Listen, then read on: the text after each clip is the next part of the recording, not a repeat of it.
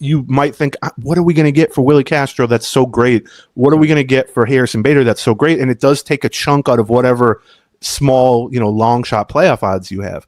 But if you get one or two lottery tickets for 5 different guys, one of those lottery tickets, if you do a decent job scouting and negotiating, is going to turn into the next Willi Castro or the next, Danny Coulomb, like useful, solid regulars. And they need that. I mean, let's not kid ourselves. They need that. They need quality depth. But then the other half of, in my mind at least, the notion of kind of lightly selling, or what you said is kind of being on the fence of like, we're going to sell, but we're also going to acquire.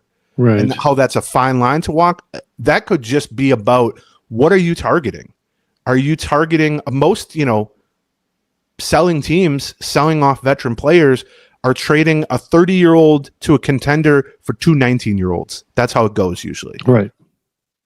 The Twins, though, because of various factors, including some pressure maybe on the front office, including the idea of kind of selling and buying, all that, maybe they target, if not major leaguers, then AAA guys who are going to be immediate major leaguers. I mean, they did that with like Joe Ryan in 2021 when they got him, and he was a good prospect, but he wasn't a great prospect. He was a 25-year-old AAA pitcher with the Rays, kind of stuck behind guys in the Rays organization.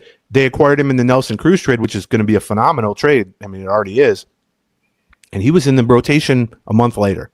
And that, I think, could be an example of like lightly selling, but doing so in a way that you're targeting major leaguers or very close to major leaguers. And then in your mind, it's like, okay, we traded Chris Paddock, let's say.